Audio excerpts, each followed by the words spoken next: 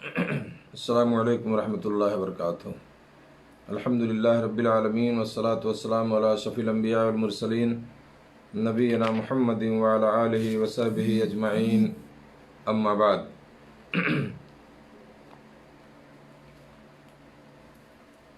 محترم مشاہدین کرام، دینی بھائیوں، عزیز ساتھیوں، آج بتاریخ 20 اکتوبر سن 2020 عیسوی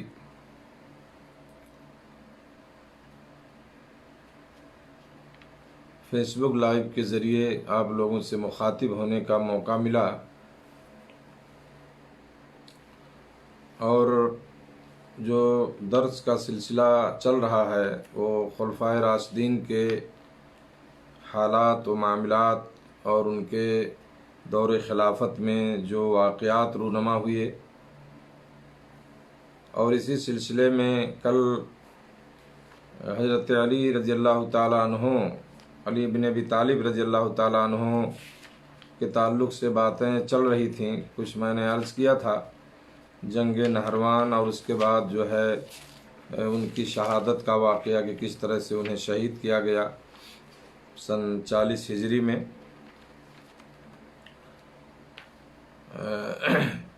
آج کا جو بیان ہے میرے دوستو، اور جس موضوع پہ کچھ بات عرض کی جائے گی، کچھ باتیں ہوں گی، وہ ہے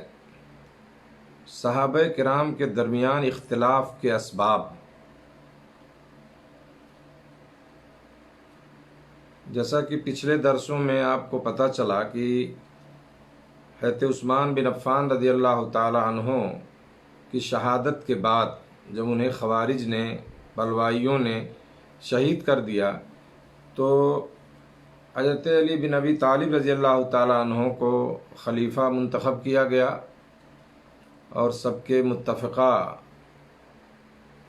بیعت سے وہ خلیفہ چنے گئے۔ اس کے بعد ہی سے کچھ اختلافات پیدا ہوئے۔ حضرت علی بن ابی طالب، طلحہ، زبیر، امیر معاویہ رضی اللہ عنہ اجمعین کے درمیان یہ جو اختلافات ہوئے، تو وہ اسباب تو تقریباً بیان ہو چکے ہیں، لیکن ہاں انہوں نے کتاب میں الگ سے یہ عنوان قائم کر کے اس کے ان اسباب کو ذکر کیا ہے کہ مشہور سبب کیا تھا وہ۔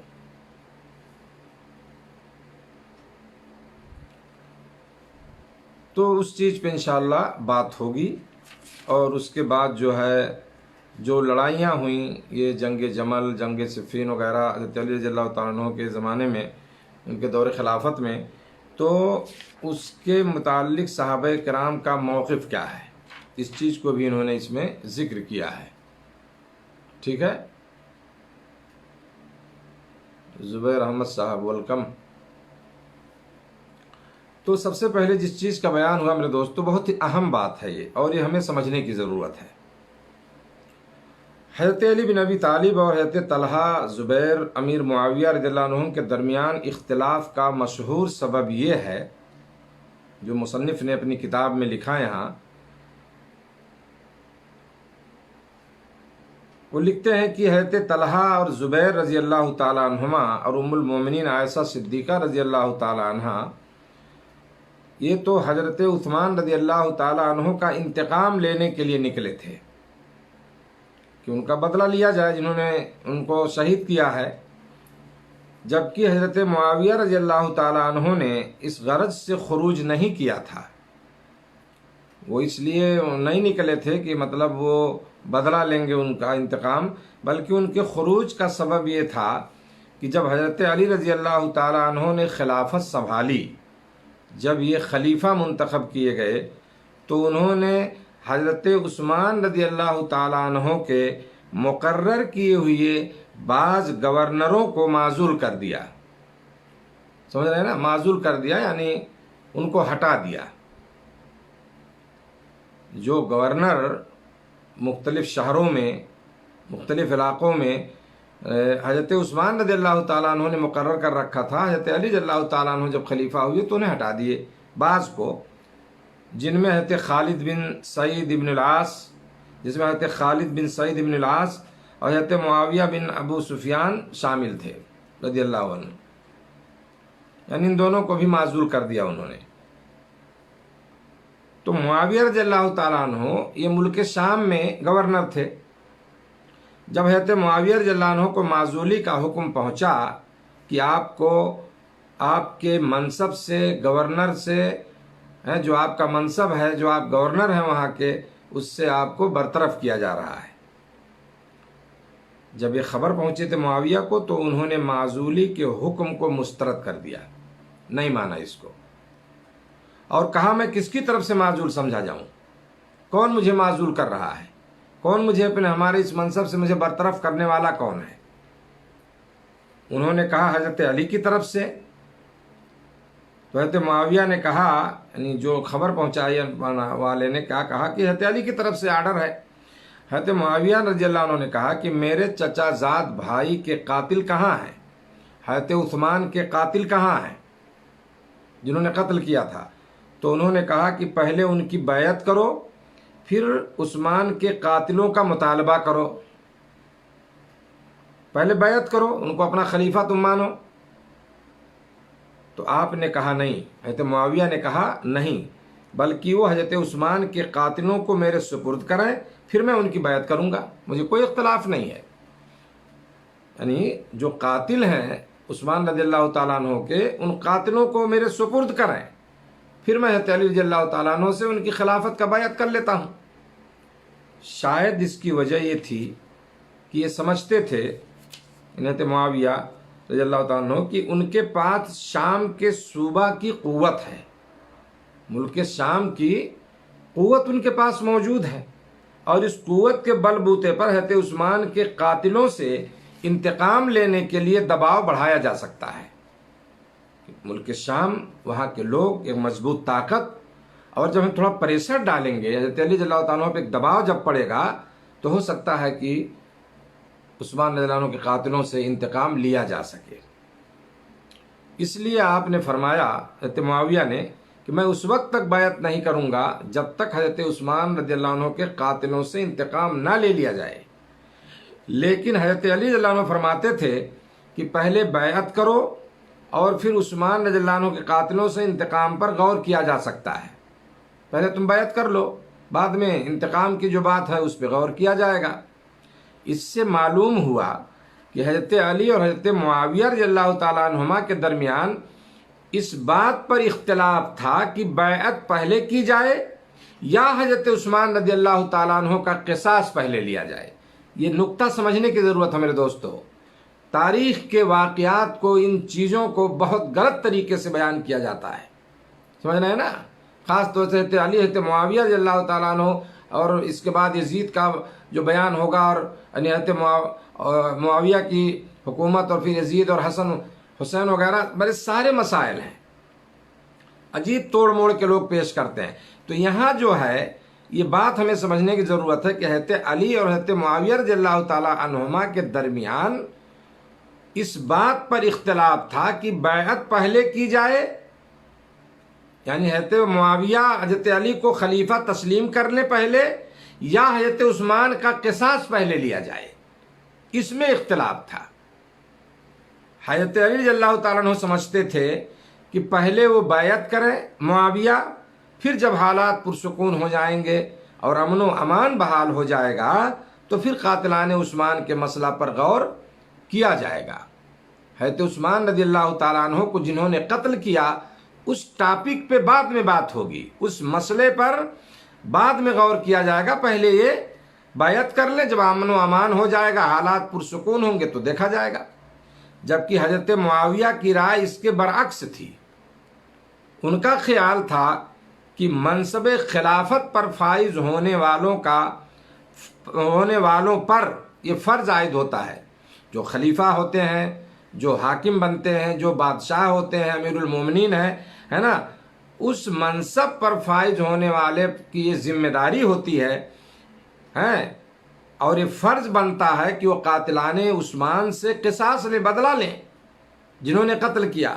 اس کے بعد خلافت کے معاملے پر غور کیا جائے گا۔ اس سے معلوم ہوا کہ حضرت علی رضی اللہ تعالیٰ عنہ حضرت معاویہ رضی اللہ تعالیٰ عنہ کے درمیان اولیت پر اختلاف تھا، ہے نا، کہ فرسٹ میں کیا ہو، پہل کیا ہونا چاہیے، کہ پہلے کون سا کام کیا جائے، ہیں قاتلان عثمان سے قصاص بدلہ لیا جائے یا خلافت کو تسلیم کرنا. تو یہ اولیت میں اختلاف تھا صرف، اور ایسا نہیں تھا کہ حضرت معاویہ رضی اللہ تعالیٰ عنہ ان کو اپنا خلیفہ ماننے کے لیے تیار نہیں تھے حضرت علی رضی اللہ تعالیٰ عنہ کو، نہیں، صرف مسئلہ جو پھنس رہا تھا کہ اس میں فرسٹ میں شروع میں کون سا کام کیا جائے. حضرت عثمان، ان کا مطلب تھا کہ حضرت عثمان کے قاتلوں سے بدلہ لیا جائے، اور حضرت علی رضی اللہ تعالیٰ عنہ چاہتے تھے کہ آپ بیعت کرو میری، خلیفہ تسلیم کریں، اس کے بعد بیعت اس سے بدلہ لیا جائے گا. حضرت طلحہ اور زبیر رضی اللہ تعالیٰ عنہما کی رائے بھی حضرت معاویہ کے موافق تھی. حضرت طلحہ، حضرت زبیر، حضرت عائشہ صدیقہ رضی اللہ عنہا جو نکلی، جو جنگ جمل ہوئی پہلی جنگ، تو ان لوگوں کی رائے بھی حضرت معاویہ کے موافق تھی کہ قاتلان عثمان سے جلد از جلد قصاص لیا جائے، اور اسی چیز کو لے کر کے وہ لوگ وہاں پہنچے تھے. سمجھ رہے ہیں نا، جو بات پہلے گزر چکی ہے. تو ان کی رائے بھی ان معاویہ رضی اللہ عنہ کے رائے ہی کی طرح تھی کہ پہلے حضرت عثمان کو جنہوں نے قتل کیا، جنہوں نے شہید کیا، ان سے بدلہ لیا جائے. البتہ حضرت طلحہ و زبیر اور حضرت معاویہ کے درمیان فرق یہ تھا، یہ باریکی چیز ہے، کہ حضرت طلحہ و زبیر حضرت علی کی بیعت کر چکے تھے. حضرت عثمان رضی اللہ عنہ کو شہید کر دیا گیا، تو جب انہیں خلیفہ بنایا گیا حضرت علی کو، ہیں، تو طلحہ اور زبیر جو ہیں مشہور صحابی، یہ لوگ بیعت کر چکے تھے، اور بیعت کر کے اجازت لے کے وہ لوگ مکہ چلے گئے تھے حضرت عائشہ رضی اللہ تعالیٰ عنہ کے پاس. جبکہ حضرت معاویہ نے ابھی تک ان کی بیعت نہیں کی تھی، یعنی ان کی خلافت کو تسلیم نہیں کیا تھا، ان کی خلافت پر ان سے بیعت نہیں کیا تھا. جو ہے بیعت کا مطلب یعنی اس چیز کو مان لینا کہ ٹھیک ہے آپ خلیفہ ہیں، میں اس پر آپ کی موافقت کرتا ہوں. تو یہ فرق تھا. رائے سب کی یہی تھی کہ پہلے عثمان رضی اللہ عنہ قاتلوں سے بدلہ لیا جائے، لیکن اور صحابہ جو طلحہ، زبیر وغیرہ، وہ حضرت علی کو اپنا خلیفہ مان چکے، خلیفہ کی بیعت کر لیا انہوں نے، لیکن حضرت معاویہ نے ابھی تک بیعت نہیں کی تھی. تو یہ تھا میرے دوستو صحابہ کے درمیان جو اختلاف کے اسباب تھے، وہ یہی اسباب تھے اور کچھ نہیں تھا، ہے نا. اب دوسری چیز جو ہے اس موضوع سے متعلق کہ ان جنگوں کے متعلق صحابہ کرام کا موقف کیا تھا. جو لڑائیاں ہوئیں، جنگ جمل، جنگ صفین، جنگ نہروان وغیرہ، ہے نا، تو ان لڑائیوں کے، ان جنگوں کے متعلق صحابہ کرام کا موقف کیا تھا. تو صحابہ کرام اس مسئلہ میں تین گروہوں میں بٹ گئے. اس مسئلے پر تین گروہوں میں بٹ گئے.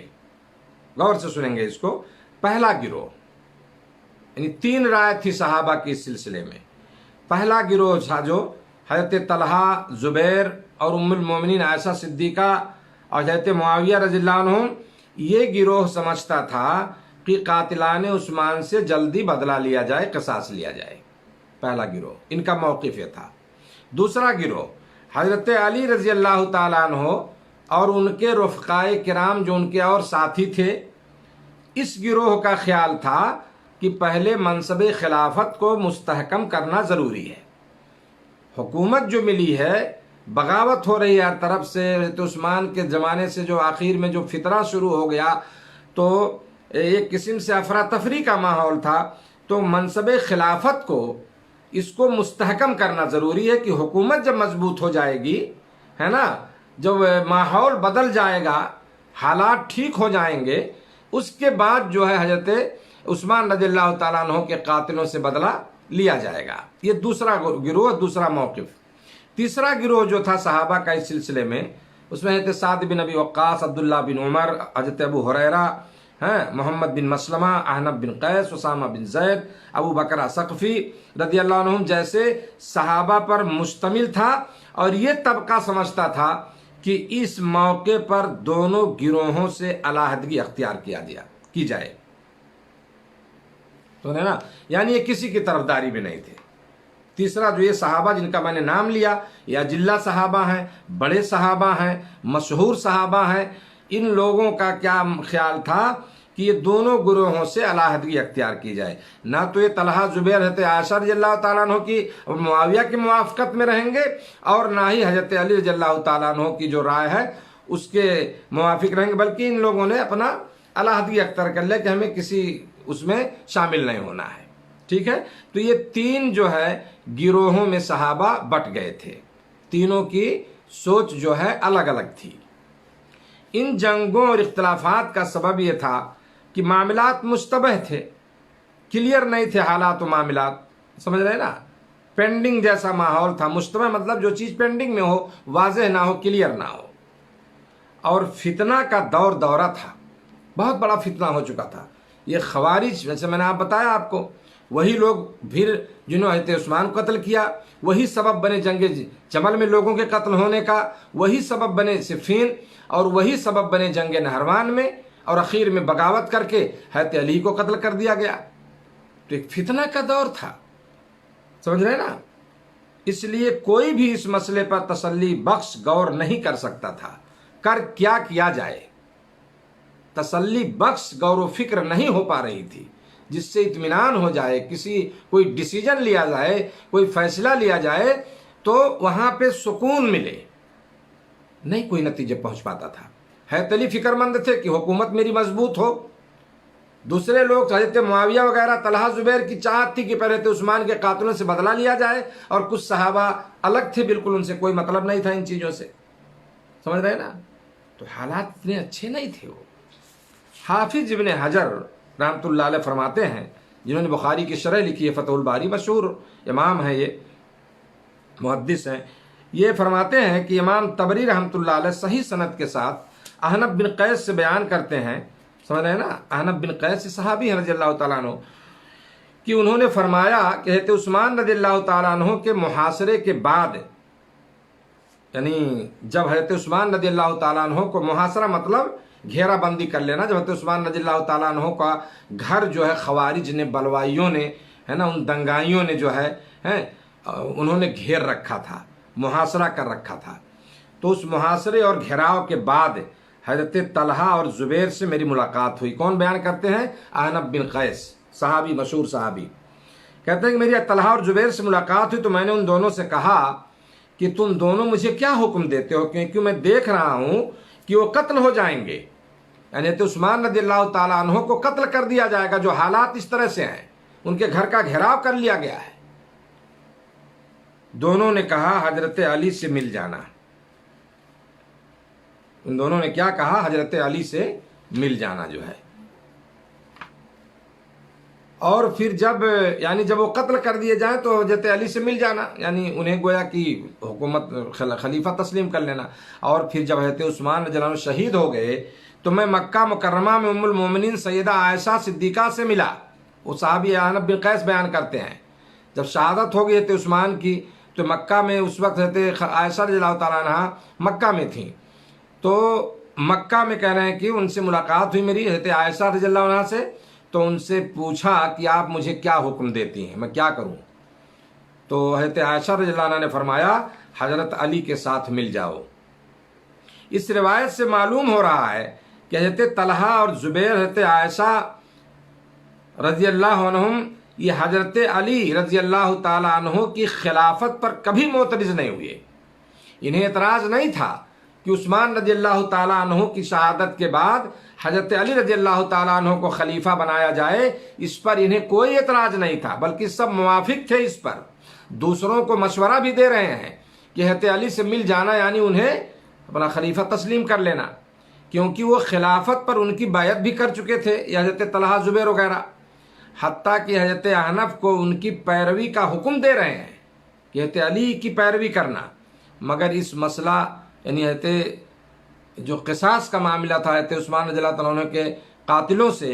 ہے نا، اس میں انہوں نے اجتہاد کیا کہ اس کو اولیت دی جانی چاہیے۔ حضرت طلحہ زبیر، حضرت عائشہ صدیقہ رضی اللہ تعالیٰ عنہ وغیرہ نے جو اجتہاد کیا، جو چیز سوچا اپنے دماغ سے کہ نہیں سب سے پہلے جو ہے حضرت عثمان رضی اللہ تعالیٰ عنہ کے قاتلوں سے بدلہ لیا جانا ضروری ہے، ان سے قصاص لیا جانا ضروری ہے، یہ اجتہاد تھا ان کا، ایک اپنی سوچ تھی، ایک ان کی فکر تھی، سمجھ رہے ہیں نا۔ اور جب صحابہ کرام مارکے جمل کی طرف نکل رہے تھے،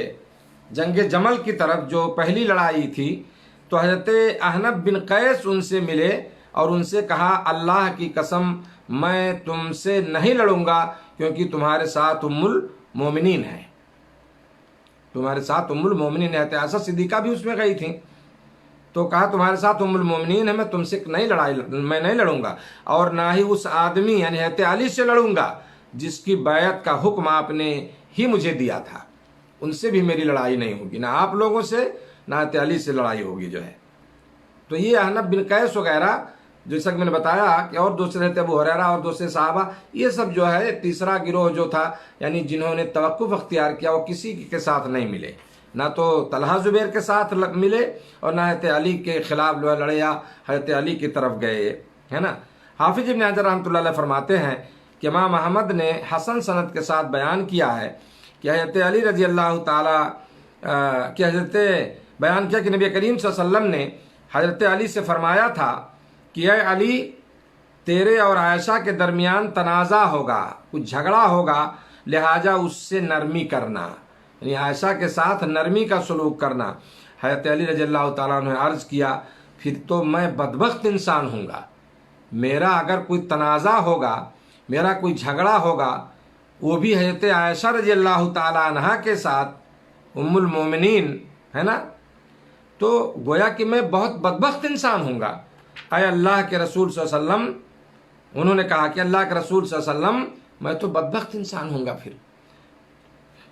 تو آپ صلی اللہ علیہ وسلم نے فرمایا نہیں، البتہ جب ایسا ہو تو اسے امن والی جگہ پہنچا دینا۔ فتح الباری میں حافظ ابن حجر نے اس کو ذکر کیا ہے، امن والی جگہ میں ان کو پہنچا دینا جو ہے، سمجھ گئے نا۔ تو یہ تھا میرے دوستو موقف جو ہے صحابہ کرام کا ان جنگوں کے تعلق سے، جو جنگ جو ہے وہاں پہ ہوئی اور جو جنگ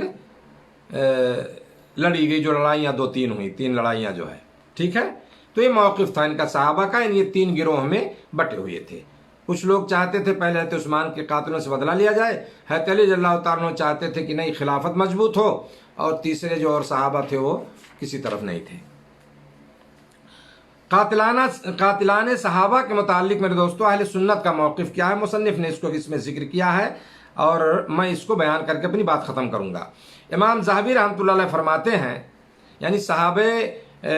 کے جو قاتل ہیں ان کے متعلق کیا موقف ہے جنہوں نے صحابہ کو قتل کر دیا، تو ایسے قاتلوں کے بارے میں کیا کہیں گے، شرعاً ان کو کیا کہا جائے۔ امام ذہبی رحمۃ اللہ علیہ فرماتے ہیں کہ ہمارے نزدیک ابن ملجم جو ہے ملعون، جس نے حضرت علی کو قتل کیا تھا، ان لوگوں میں سے ہے جن کے متعلق ہم جہنم کی امید رکھتے ہیں۔ کون؟ بہت بڑے امام ذہبی فرماتے ہیں کہ یہ ان لوگوں میں سے ہے جن کے متعلق ہم جہنم کی امید رکھتے ہیں کہ وہ جہنم میں جائے گا، اور اس بات کو بھی جائز سمجھتے ہیں کہ اللہ اس سے درگزر کر لے، کہ اللہ تعالیٰ اس کو معاف بھی کر دے۔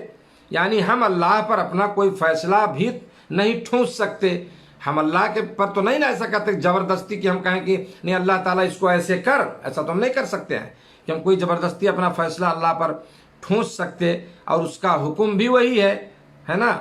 جو قاتل عثمان اور قاتل زبیر اور قاتل طلحہ، قاتل سعید بن جبیر، قاتل عمار اور قاتل خارجہ، قاتل حسین کا ہے، سمجھ رہے؟ تو ان سب کے متعلق جو ہے ایک ہی حکم ہے کہ ملت سے خارج نہیں ہے، یعنی ان کو جو ہے ان کو آپ یہ نہیں کہہ سکتے کہ یہ اسلام سے خارج ہو گئے جنہوں نے صحابہ کو قتل کر دیا تھا۔ تو ان کے متعلق ایک یہی حکم ہے کہ ملت سے خارج نہیں،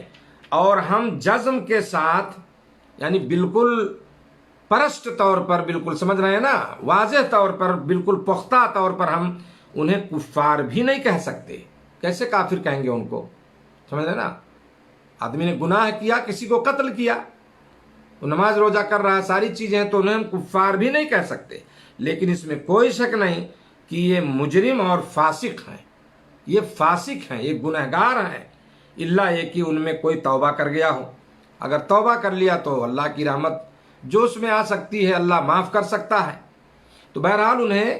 گویا کہ ایسے لوگوں کو جو قاتلان جنہیں صحابہ کو بھی قتل کیا، تو اب جس وجہ سے بھی ہو ہیں اور وہ مسلم ہیں، اسلام میں ہیں، تو انہیں جو ہے جیسے ان لڑائیوں میں جو واقعہ ہوا جس میں بہت سارے لوگ شہید اور قتل کیے گئے، تو انہیں ہم کیا ہے ملت سے خارج بھی نہیں کہہ سکتے اور ان کو ہم کافر بھی نہیں کہہ سکتے ہیں۔ البتہ یہ مجرم لوگ ہیں، فاسق ہیں، توبہ کریں گے تو اللہ معاف بھی کر سکتا ہے اور ان کا فیصلہ اللہ کے اوپر، اللہ کیا کرے گا۔ البتہ ہم ان سے برات کرتے ہیں اور اللہ کی خاطر ان سے نفرت رکھتے ہیں اور ان کے معاملے کو اللہ تبارک و تعالیٰ کے سپرد کرتے ہیں، سمجھ رہے ہیں نا، ان کا معاملہ اللہ کے ذمے ہے۔ رسول کریم صلی اللہ علیہ وسلم نے فرمایا تھا اچھا تو اس کے ایک بات میں عنوان بتا دوں، اس کے بعد اپنی بات شروع کرتا ہوں۔ صحابہ کے درمیان اختلافی معاملات میں حق کہاں ہے؟ جو اختلاف ہوا صحابہ کے درمیان، تو یہاں حق کہاں تھا، حق کس کے ساتھ تھا، اس کو ہمیں دیکھنا ہے۔ نبی کریم صلی اللہ علیہ وسلم نے حضرت عمار کے بارے میں فرمایا تھا کہ عمار کو باغی گروہ قتل کرے گا، اور آپ نے خارجیوں کے متعلق فرمایا کہ وہ مسلمانوں کے درمیان اختلاف کے وقت نکلیں گے اور انہیں وہ جماعت قتل کرے گی جو حق کے زیادہ قریب ہوگی۔ یعنی خارجیوں کو جو جماعت میں نے کل بتایا تھا اس سے پہلے کہ خارجی کون ہے، سمجھ رہے ہیں نا، تو خوارج کو جو قتل کریں گے، جو جماعت قتل کرے گی، وہ حق کے زیادہ قریب ہوگی۔ چنانچہ دونوں حدیثیں صریح ہیں کہ حق حضرت علی کے قریب تھا، کیونکہ حدیث میں دو طرح کے الفاظ آئے ہیں۔ ایک روایت میں ہے تقتلہم اقرب الطائفتین الی الحق، ان خارجیوں کو دونوں میں سے وہ جماعت قتل کرے گی جو حق کی طرف زیادہ قریب ہوگی، اور ایک روایت میں ہے اول الطائفتین الی الحق، دونوں جماعت میں سے جو حق کے زیادہ لائق ہوگی، سمجھ رہے ہیں۔ لہذا یہ دونوں جماعتیں، یہ دونوں حدیثیں اس بات پر نص ہیں کہ حضرت علی رضی اللہ تعالی عنہ جنگ جمل اور جنگ صفین میں اپنے مخالفین سے حق کے زیادہ قریب تھے، لیکن مکمل طور پر حق کیا ہے، حق پر نہیں تھے، کیونکہ حضرت نبی کریم صلی اللہ علیہ وسلم نے فرمایا تھا الاقرب الی الحق، حق کے زیادہ قریب، سمجھ رہے ہیں نا، حق کے زیادہ لائق۔ یہ نہیں فرمایا کہ وہ جماعت مکمل طور پر حق پر ہوگی، حق کے زیادہ قریب ہوگی، یہ آپ نے فرمایا تھا۔ تو یہ تجزیہ کوئی حضرت علی پر تنقید و طعن نہیں ہے۔ مصنف لکھتے ہیں کہ یہاں تنقید نہیں ہے کہ ہمارا کوئی اعتراض حضرت علی رضی اللہ تعالیٰ عنہ کے ذات پر ہم طعن کر رہے ہیں یا نقد کر رہے ہیں، جرح کر رہے ہیں ان کے بارے میں، ایسا مسئلہ نہیں ہے، بلکہ اس بات سے وضاحت کرنا مقصود ہے کہ جو لوگ اس فتنہ میں الگ تھلگ تھے دراصل وہی حق پر تھے، جبکہ حضرت علی رضی اللہ تعالیٰ عنہ کے لیے بھی سلامتی اسی بات میں تھی کہ وہ لڑائی سے رک جاتے، کیونکہ نتائج دیکھ کر کے ہی رائے قائم کی جاتی ہے۔ اسی لیے جب حضرت علی نے حضرت طلحہ بن عبید اللہ کو مقتول پایا تو پھوٹ پھوٹ کر رو دیے اور پشیمان ہوتے ہوئے فرمایا، جب جنگ جمل میں حضرت طلحہ رضی اللہ تعالیٰ عنہ طلحہ بن عبید اللہ کو قتل کر دیا گیا جو ہے، تو یہ حضرت علی رضی اللہ تعالیٰ عنہ ان کو دیکھ کر ان کی لاش کو رونے لگے، پھوٹ پھوٹ کر رونے لگے، بہت شرمندہ ہوئے اور بہت عظیم بات کہی تھی میرے دوستو۔ حضرت علی نے فرمایا کاش کہ میں 20 سال پہلے مر گیا ہوتا اور یہ منظر میں نہیں دیکھتا۔ طلحہ بن عبید اللہ کو دیکھ کے وہ پریشان ہو گئے، ہے نا، رونے لگے ایک دم، کہا کہ یہ منظر نہ دیکھتا کہ میں طلحہ بن عبید اللہ کو اپنے سامنے میں مقتول دیکھ رہا ہوں جنہیں قتل کر دیا گیا، کاش کہ میں 20 سال پہلے مر گیا ہوتا، میری وفات ہو گئی ہوتی، سمجھ رہے ہیں نا۔ تو معمولی بات نہیں حضرت علی رضی اللہ تعالیٰ نے کہی۔ اور جب جنگ صفین کے بعد حضرت حسن نے کشت و خون کی تفصیل سنائی، جو لڑائی اور جو مار پیٹ، تو حضرت علی نے فرمایا اللہ کی قسم میں نہیں جانتا تھا کہ معاملہ یہاں تک پہنچے گا، اس لیے وہ ان مارکوں میں شریک ہونے پر شرمندہ ہوئے۔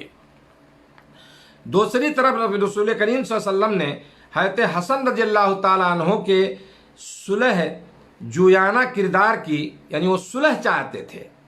حسن رضی اللہ تعالیٰ عنہ کا کہ صلح جویانہ کردار کی پیشگوئی فرماتے ہوئے ان کی تعریف بیان کی تھی اور فرمایا تھا، بخاری کی روایت ہے میرے دوستو، اللہ کے نبی صلی اللہ علیہ وسلم نے اپنے نواسے حضرت حسن رضی اللہ تعالیٰ عنہ کے بارے میں بڑی عظیم بات کہی تھی، ہے نا، ان ابنی حاجہ سید ولعل اللہ ان یصلح بہ بین طائفتین عظیمتین من المسلمین، بخاری کی روایت ہے میرے دوستو، ہے نا، حدیث نمبر 3746، کہ میرا یہ بیٹا، حضرت حسن کو کہہ رہے ہیں نبی کریم صلی اللہ علیہ وسلم اپنے نواسے کو، اپنے ناتی کو، میرا یہ بیٹا سید ہے، سردار ہے، اور شاید کہ اللہ تعالیٰ اس کے ذریعے مسلمانوں کے دو عظیم گروہوں میں صلح کرا دے، یعنی حضرت حسن رضی اللہ تعالیٰ عنہ کی وجہ سے دو بڑے گروہوں میں جہاں لڑائی جھگڑے کی نوبت آنے والی ہوگی، ان دونوں گروہوں میں صلح کرا دے میرے اس بیٹے کے ذریعے، یعنی میرے اس نواسا جو حضرت حسن کی طرف اشارہ تھا، سمجھ رہے ہیں نا۔ چنانچہ نبی کریم صلی اللہ علیہ وسلم نے صلح کرانے کی جو پیش گوئی فرماتے ہوئے حضرت حسن کی تعریف بیان کی، جبکہ ان کے باپ حضرت علی کی تعریف بیان نہیں کی، کیونکہ انہوں نے جنگ کی تھی، البتہ نہروان میں خارجیوں کی سے لڑائی کی وجہ سے ان کی تعریف بیان کی، کیونکہ اس وقت آپ مکمل طور پر حق پر تھے، علی رضی اللہ تعالیٰ عنہ، جنگ نہروان میں حضرت علی رضی اللہ تعالیٰ عنہ ایک دم حق پر تھے، کیونکہ انہی کے لوگوں میں سے خوارج نے جو ہے نا انہوں نے بغاوت کر دیا تھا، اور آپ نے ان سے لڑائی پر کسی طرح کا غم بھی نہیں کیا۔ حضرت علی جو لڑائی لڑے ان سے، خوارج سے، ان کو کوئی غم نہیں ہوا، کیونکہ حق پر تھے مکمل، لیکن جنگ جمل اور جنگ صفین میں ان کو تکلیف تھی اس سے، بلکہ عام طور پر مسلمان خارجیوں کے اس قتل پر خوش ہوئے، اور حضرت علی نے جب انہیں قتل کیا تو خود سجدہ شکر ادا کیا، سمجھ رہے ہیں نا، جب خارجیوں کو قتل کیا حضرت علی نے تو انہیں سجدہ شکر بھی ادا کیا تھا، لیکن جب اہل جمل سے لڑائی لڑی تو رو پڑے، جس میں حضرت عائشہ موجود تھیں، طلحہ زبیر وغیرہ موجود تھے، ہیں، اس وقت اس لڑائی میں رو پڑے تھے حضرت علی رضی اللہ تعالیٰ عنہ۔ اور اسی طرح جنگ صفین میں جب جنگ لڑی تو بہت سخت غمگین ہوئے تھے حضرت علی رضی اللہ تعالیٰ عنہ۔ میرے دوستو، تو یہ تھا جو ہے موقف جو بتایا یہاں کہ صحابہ کے درمیان اختلافی معاملات میں حق کہاں ہے، تو حضرت علی رضی اللہ تعالیٰ عنہ دونوں لڑائیوں میں اقرب الی الحق ہی تھے، اور نہروان کی جو لڑائی ہوئی اس میں تو مکمل طور پر حق پر تھے۔ تو یہ چند باتیں تھیں اس کے تعلق سے، اور اس کے بعد میرے دوستو کل جو بیان ہوگا وہ حضرت حسن رضی اللہ تعالیٰ عنہ کی خلافت کا، اور اس کے بعد جو ہے بیان، یہ مختصر بیان ہے حضرت حسن کے بارے میں، اس کے بعد حضرت معاویہ رضی اللہ تعالیٰ عنہ کی خلافت کی بات ہوگی کل، اور کس طرح سے وہ خلیفہ بنے اور کس طرح حضرت حسن خلیفہ ہوئے، سمجھ رہے ہیں نا۔ تو انشاءاللہ کل اس موضوع پہ بات ہوگی۔ آج کے لیے اتنا ہی، اور مجھے امید ہے کہ انشاءاللہ یہ باتیں واضح ہوں گی، آپ کی سمجھ میں آ رہی ہوں گی۔ اگر کسی کو کوئی بات سمجھ میں نہیں آتی ہے تو کامنٹ میں آپ لکھ سکتے ہیں، آپ پوچھ سکتے ہیں، انشاءاللہ میں اس کا جواب دوں گا جو ہے۔ اللہ رب العالمین ہم سب کو صحیح اسلامی تاریخ پڑھنے کی توفیق دے، اپنے اسلاف کے حالات زندگی کے مطالعہ کی توفیق عطا فرمائے جو صحیح چیزیں ہیں، اور اللہ ہم سب کو جھوٹ سے اور جھوٹی روایتوں سے محفوظ رکھے۔ اللہ ہمیں حسن عمل کی توفیق دے، اللہ رب العالمین ہمیں ہر قسم کی وبا سے بچائے، اور جب تک دنیا میں رہیں سلامتی کے ساتھ۔ رب العالمین ہم سب کی، ہمارے والدین کی جو اس دنیا سے جا چکے ہیں، ان سب کی اللہ تعالیٰ مغفرت فرمائے۔ جزاکم اللہ خیراً، والسلام علیکم ورحمۃ اللہ وبرکاتہ۔